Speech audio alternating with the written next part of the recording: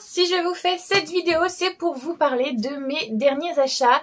Et en octobre, eh bien, il y en a eu un petit peu moins que prévu, tout simplement parce qu'à la base, j'avais fait une grosse commande sur Amazon et il y a que la moitié dont le paiement a été accepté, j'ai pas trop compris, l'autre moitié n'a pas été acceptée et j'avais beau essayer de relancer le paiement de la deuxième moitié, ça ne fonctionnait plus. J'ai pas trop compris, donc j'ai abandonné, j'ai fait archiver cette commande et puis j'ai repassé la commande auprès de ma meilleure amie Cynthia. Donc du coup, il y a des choses que je devais avoir en octobre que je ne recevrai que du coup en novembre puisqu'on ne se voit pas avant. Donc bah tant pis, ça me fera un book haul pour novembre, mais du coup bah, la pile a diminué en octobre. Je vais vous présenter tout ça. Je ne les présente pas dans l'ordre chronologique ou dans l'ordre d'apparition ou des livraisons. Je les prends un peu pêle-mêle comme ça. Je commence d'abord avec les mangas. J'ai reçu Love Mix-Up tome 6. On est sur une histoire d'amour entre deux garçons après un quiproquo qu'il y a eu dans leur lycée et du coup ils apprennent à se découvrir. C'est une petite romance MM toute douce et surtout très lente. Accrochez-vous, hein, on est au tome 6 et là on a eu le premier bisou. Et en plus l'auteur a été une grosse bitch puisqu'on n'a même pas vu le bisou. Il y a eu un truc devant nous. Donc voilà, c'est très slow burn mais c'est très cool. J'aimerais bien que ça aille un peu plus vite et qu'on développe justement les personnages parce que là pour le moment c'est un peu mou du genou, on doit se l'avouer. Ensuite, il y a eu la suite de Spy X Family que j'adore toujours autant, le tome 11. On est sur une histoire d'une famille où le père est un espion très renommé dans son pays et il doit mener une mission à bien. Et pour ce faire, il va adopter une petite fille qui, sans le savoir, en fait, a des pouvoirs psychiques. Elle est capable de lire dans les pensées. Donc lui, en fait, il adopte pour faire genre, il est un père modèle et tout, un peu en mode Mr. et Mrs. Smith. Il va d'ailleurs rencontrer une jeune femme qui compte récupérer aussi pour la mettre dans sa mission sans qu'elle soit au courant. En fait, ce serait des couvertures tout simplement. Et tout ne se passe pas exactement comme prévu puisque lui, il est certes un espion très important, mais la petite fille, comme je vous ai dit, elle a des pouvoirs psychiques, donc elle est capable de lire dans les pensées de son père et donc de se rendre compte de qui est son père. Et du coup, sa belle-mère aussi, elle se rend compte que c'est peut-être pas la simple secrétaire comme elle le fait le croire, mais c'est une mercenaire. Donc l'ambiance est assez loufoque et assez drôle dans cette famille et là, j'aime beaucoup. C'est un peu plus développé du côté de la petite fille justement et on s'est un peu éloigné des deux parents et je trouve ça dommage que ça soit un peu moins équilibré. J'ai hâte de voir le développement aussi des deux parents parce que j'aimerais, on va pas se mentir, qu'il y ait un rapprochement entre deux parce que pour le moment ils sont juste là en mode couverture. Mais j'aimerais qu'il y ait un rapprochement, bordel de fesses. Donc voilà, la suite. J'ai aussi reçu Paix à mon âme que quand j'ai vu je me suis dit oh c'est parfait pour la période d'Halloween.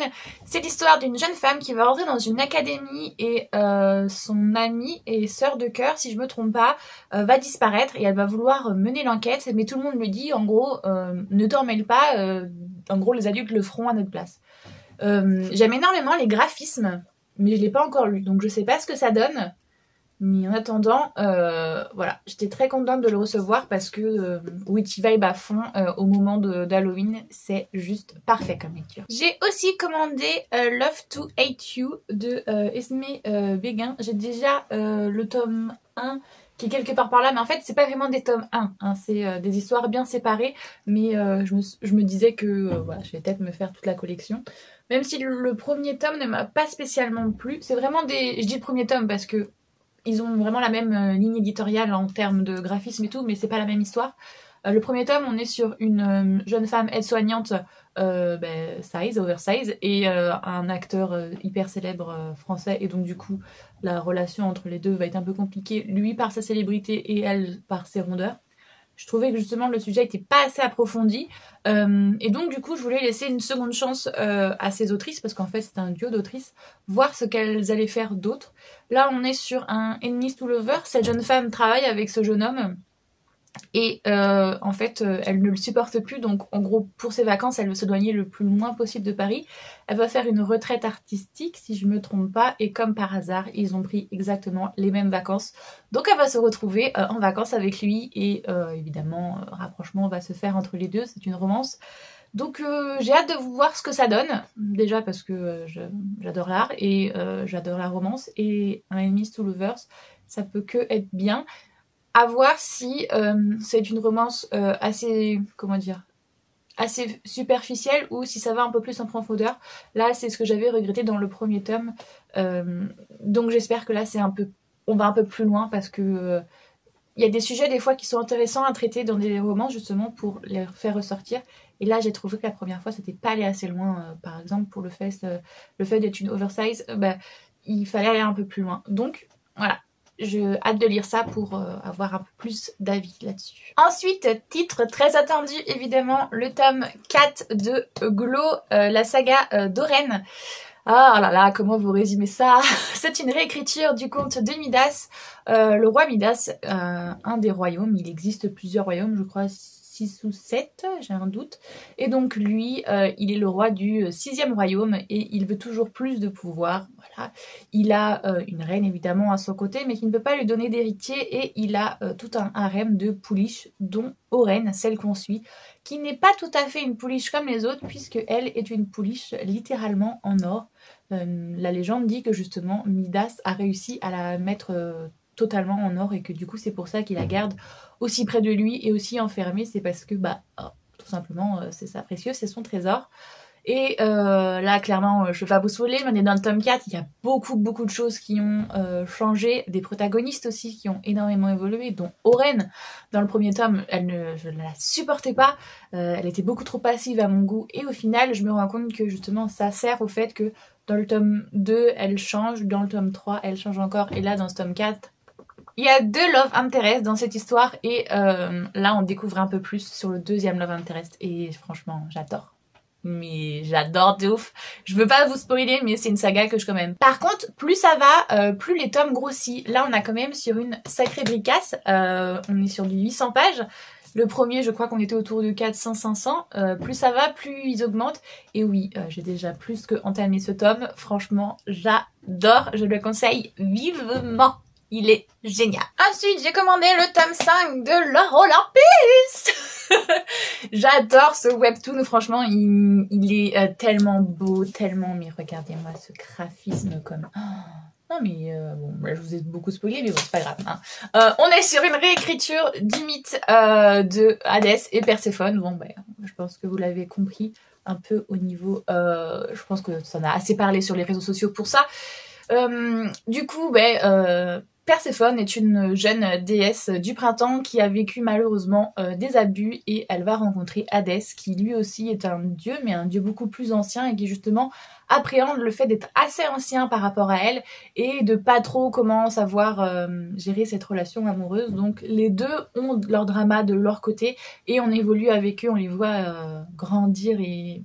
Voilà, c'est hyper intéressant comme histoire. Il y a beaucoup de sujets très... voilà, il faut être accroché. Hein. Il y a beaucoup de personnes toxiques dans ce bouquin, que ce soit des relations sentimentales, amicales ou même familiales. Voilà, il y a beaucoup de trigger warning, comme je vous ai dit. Il y a eu des abus d'un côté comme de l'autre. Donc c'est très intéressant, mais c'est une histoire qui est loin d'être toute belle, toute rose. Et là, je suis contente parce que... On est au tome 6, comme vous voyez, c'est quand même des belles petites bricasses pour des BD, mais on a enfin un petit...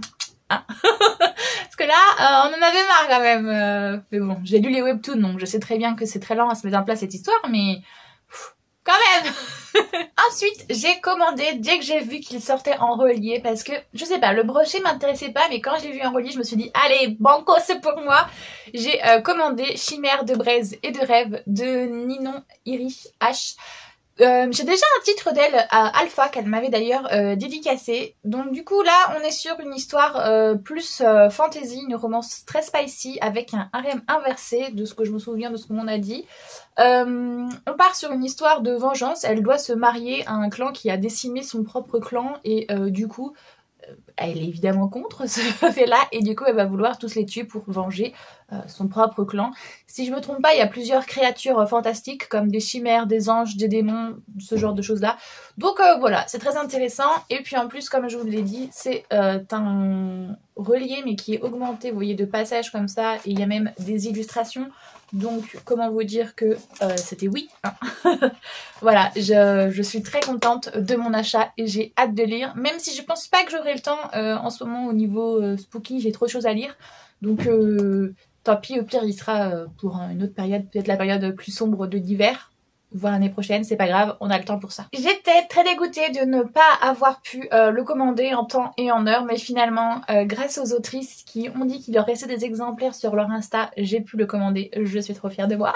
J'ai OK Stories, c'est un recueil de nouvelles sur du hockey, bon, comme le titre l'indique, avec plusieurs autrices, dont deux que je suis tout particulièrement, Amélie Astier et FV Estier. Les autres je les suis pas trop, mais je vais découvrir leurs plumes comme ça, c'est très cool. On est sur plusieurs romances en rapport avec le hockey, bon, ça c'est un peu logique au vu du thème, et on a plusieurs types de romances, ça par contre j'apprécie énormément. On a du MF, du homme-femme, on a du MM, du masculin-masculin, et on a aussi un triple M. Alors ça par contre, j'ai hâte de lire parce que je veux voir ce que ça donne. Un triple, voilà, je suis hyper hypée, hyper contente. Oh, j'avais oublié de vous montrer ce Jaspache, comme il est beau. Oh, on adore, on est trop contente de nous. Voilà. Par contre, c'est en édition limitée, donc il n'est pas en vente, je ne crois pas, sur Amazon ou même sur le site des filles, parce que justement, elles l'ont fait en édition limitée, comme je viens de vous le dire. Donc voilà, très contente de notre nouvelle acquisition. Et voilà, je vous ai parlé d'à peu près tout ce que j'ai acheté, même si normalement je devais avoir 2 nouvelles acquisitions, mais je n'ai pas pu les faire.